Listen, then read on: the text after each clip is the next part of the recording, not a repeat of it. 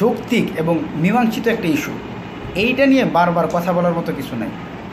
যেটা হইতেছে এখন যে পুজোর সময়, নামাজের সময় পূজা বন্ধ থাকবে, এইটা একটা যৌক্তিক এবং মীমাংসিত একটা ইস্যু, একদম পুরোপুরি মীমাংসিত। এটা স্বাধীনতা যুদ্ধের পর এদেশে যতবার, এই 53 বছর ধরে যতবার এরকম উৎসব আসছে ততবারই কিন্তু এটা মীমাংসিত ছিল।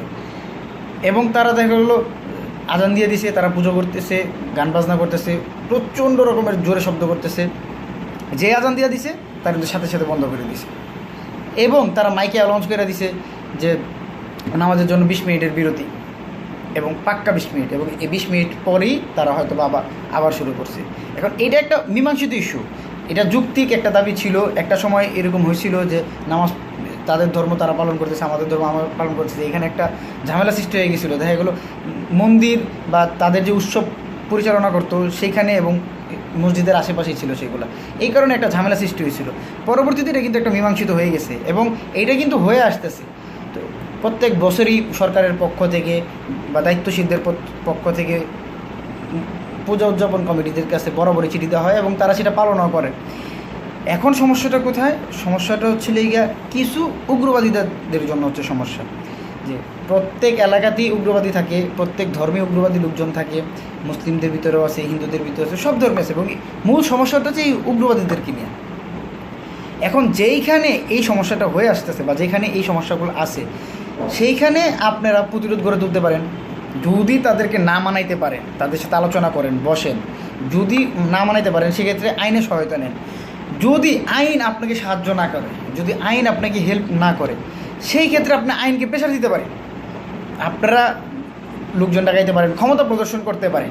আইনকে এরকম না যে আপনি আইনের সাথে খারাপ আচরণ করবেন, পুলিশের সাথে মারামারি করবেন, দস্তাদস্তি করবেন, বা উপজেলা টিউনের সাথে বা যাদের কাছে আপনি বসছেন আর কি বিষয়টা নিয়ে মীমাংসার জন্য, তাদেরকে আপনি মারামারি করবেন, লোকজন জড়ো করেন, সবাই মিলে প্রতিরোধ করে দিলেন, সবাই মিলে তাদেরকে প্রেশার দেন।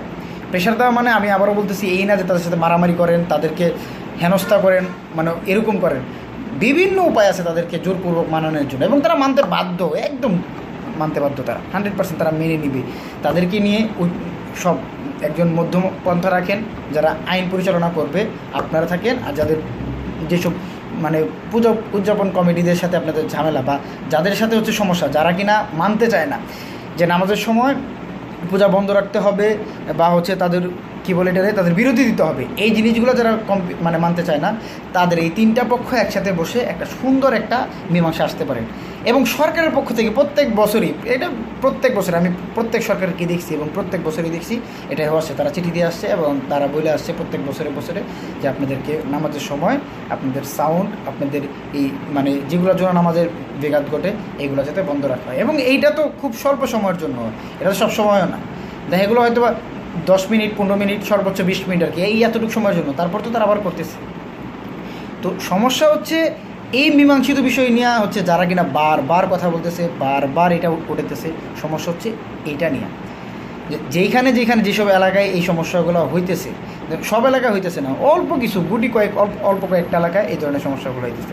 যেসব এলাকায় এই ধরনের সমস্যাগুলো হইতেছে সেই সব এলাকাতে হচ্ছে এই জিনিসটা অ্যাপ্লাই করা যায়। তাছাড়া অন্যগুলোতে তো এইসব নিয়ে কথা বলার আমি কোনো রাইটই মনে করি না। যেমন আমাদের আশেপাশে, আমাদের সাভারে, আমাদের আশেপাশে যেসব হিন্দু দূষিত এলাকাগুলো আছে, তারা এগুলো মেনটেন করে। একদম একুরেট সব এলাকার কথা বলতে পারবো না, আমাদের আশেপাশে যেসব এলাকাগুলো আছে যারা কিনা প্রত্যেক বছর, যেমন আমাদের শুধুমাত্র মানে কয়েকটা এলাকা তো, পালপাড়া, মধ্যপাড়া, ঘোষপাড়া, তারপর হচ্ছে নাওবাজার, এইরকম যেসব এলাকাগুলো আছে, এইগুলোতে মনে হয় প্রায় 150-র মতো হয়, শুধু পূজা মণ্ডপ হয়। এইগুলো কিন্তু সবাই কিন্তু এগুলো মেনটেন করে, কেউই কিন্তু নাই যেগুলো মেনটেন করে না, এবং এগুলো তারা ঘাড়োভাবে শক্তভাবে দেখে। এগুলো অন্য এলাকার কথাগুলো বলতে পারতেছি না, অন্য এলাকাগুলোর কী অবস্থা, কিন্তু এই যে আমাদের আশেপাশে যেসবগুলো আছে এদেরকে এরা মানে প্রত্যেক বছরই দেখি এরা মেনটেন করে। এখন যেসব এলাকাগুলো সমস্যা, সবার সমস্যা হওয়ার কথা না, কয়েকটা পূজা মণ্ডপ, কারণ এক যে পূজা মণ্ডপের কমিটির লোকজন এক এক রকম, যেগুলোতে উগ্রবাদিতা আছে, যেগুলোতে তারা এই ধরনের সমস্যা করে, আপনারা তাদেরকে নিয়ে সমাধানে বসতে পারেন, আলোচনা করেন। থানা পুলিশ আছে, তারপর হচ্ছে উপজেলা আছে, বিভিন্ন পৌরসভা আছে, এই দায়িত্বশীলদেরকে নিয়ে আপনারা আলোচনা করুন এবং সঠিক একটা মানে সিদ্ধান্তে উপনীত হন। কিন্তু বিশৃঙ্খলা করেন না। এই যে বিশৃঙ্খলা, হাঙ্গামা, এই যে মারামারি পর্যায়ে চলে যেতেছে এদেশে, মানে এই দেশটা তো সবার, এখানে সবাই বসবাস করবে, এটা ওপেন। এখানে এরকম না যে একক রাজত্ব কারো, এটা কখনো ছিল না, পৃথিবীর কোনো দেশে এরকমটা ছিল না, একক রাজত্ব কারো ছিল না।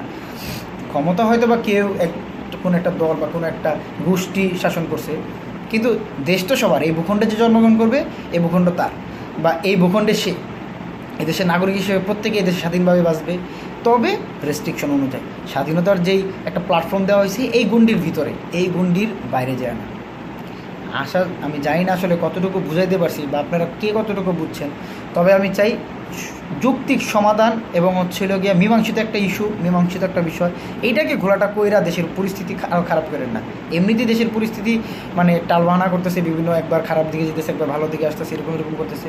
এর ভিতরে এরকম নতুন নতুন ইস্যু যদি আপনারা ক্রিয়েট করতে থাকেন এবং নতুন নতুন ইস্যু যদি আসতে থাকে, দেশের অবস্থা একেবারে বারোটা বাজে যাবে। তো এরকম না করে সমাধানের দিকে আসেন, এবং যেটা সাংবিধানিক, যেটা আইনত এবং যেটা সামাজিক, এইভাবে আপনারা সমাধানে আসেন। ইনশাল্লাহ আমি মনে করি একটা যৌক্তিক সমাধানে চলে আসবে। যেসব এলাকায় ঝামেলাগুলো আছে আপনারা সেইগুলোতে একটু নজরদারি করেন, দ্যাটস এনাফ।